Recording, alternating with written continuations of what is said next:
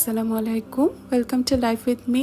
খুব ইজি ওয়েতে মজাদার ফিশ ফ্রাইড ছোট্ট একটা রেসিপি নিয়ে চলে এসেছি আপনাদের মাঝে। আর এর জন্য একটা বাটিতে আমি নিয়ে নিয়েছি অল্প করে হলুদের গুঁড়ো, মরিচের গুঁড়ো, আদা বাটা, রসুন বাটা, সামান্য লবণ।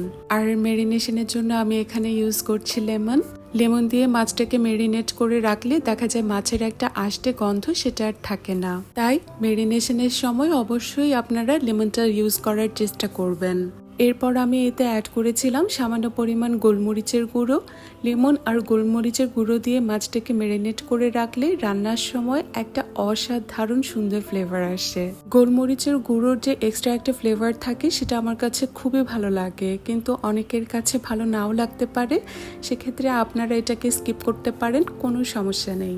এক্ষেত্রে আমি মাছটাকে উল্টে পাল্টে ভালোভাবে গোলমরিচের গুঁড়ো দিয়ে মিক্স করে নিয়েছি। এবার আমি বাটিতে যে গুঁড়ো মশলা আর বাটা মশলাগুলো নিয়ে নিয়েছিলাম সেটাকে মিক্স করার পালা। প্রথমে আমি এতে অ্যাড করে দেব কিছু পরিমাণ সরিষার তেল। আমি শুনেছি বেগুন ভাজা, মাছ ভাজার সময় এভাবে একটু তেল অ্যাড করে নিলে মাছ ভাজা অথবা বেগুন ভাজার সময় তেলটা একটু কম শুষে নেয়। আর এরপর আমি এতে অ্যাড করে দিচ্ছি সামান্য পরিমাণ ওয়েস্টার সস। অনেকেই আছেন যারা সস পছন্দ করেন না, তারা এক্ষেত্রে সসটাকে স্কিপ করে দিতে পারেন। এবারে সবগুলো ইনগ্রেডিয়েন্টসকে খুব সুন্দরভাবে মিক্স করে একটা পেস্টের মতো করে নিতে হবে। এবারে মশলার পেস্টটাকে সুন্দরভাবে মাছের এপিট ওপিট উল্টে পাল্টে সুন্দরভাবে মাছের গায়ে লাগিয়ে দিতে হবে। আপনারা যারা ডায়েট করছেন অথবা ডায়েটের কথা চিন্তা করছেন তারা কিছু পরিমাণ সটেড ভেজিটেবলস আর এইরকম একটা ফ্রাইড ফিশ রাতের ডিনারের মেনুতে ইনক্লুড করে নিতে পারেন। যাদের হাতে সময় খুবই কম তারা এই মাছটাকে এভাবে মশলা মাখিয়ে সাথে সাথে ফ্রাই করে নিয়ে খেতে পারেন, কিন্তু আমার কাছে মনে হয় 10 to 15 মিনিটস এটা ম্যারিনেশনের জন্য রেখে দিয়ে ফ্রাই করলে ফ্রাইটা খেতে আসলে খুবই ভালো লাগে। মাছটাকে ম্যারিনেট করে রাখার জন্য আমার ওই দিন অলমোস্ট 20 মিনিটসের মতো পার হয়ে গিয়েছিল।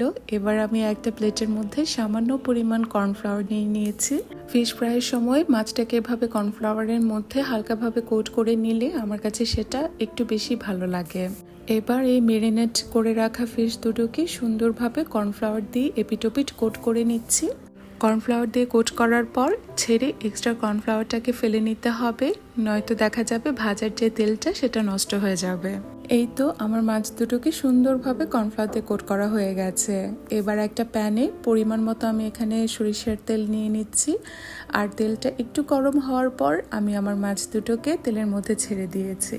ফিশ ফ্রাই আসলে সবাই করতে পারেন, এটা আসলে খুব আহামরি কঠিন কোনো রেসিপি না, কিন্তু আমি কিভাবে করি সেই স্টাইলটাই আমি আপনাদের সাথে আজকে এখানে শেয়ার করেছি। আমার এই রেসিপিগুলো সাধারণত কাউকে কোনো কিছু শেখানোর জন্য না, আমার কুকিং স্টাইলটাই শুধুমাত্র আপনাদের সাথে শেয়ার করা, এই আর কি। এটা ছিল আমাদের ওই দিনের রাতের ডিনার। আর আজকের এই ভিডিও এই পর্যন্তই। আপনারা অবশ্যই মাছ ভাজাটা ট্রাই করে দেখবেন, আপনাদের আশা করি খুবই ভালো লাগবে। আজকের এই ছোট্ট ভিডিও এই পর্যন্তই। সবাই ভালো থাকবেন। আল্লাহ হাফেজ।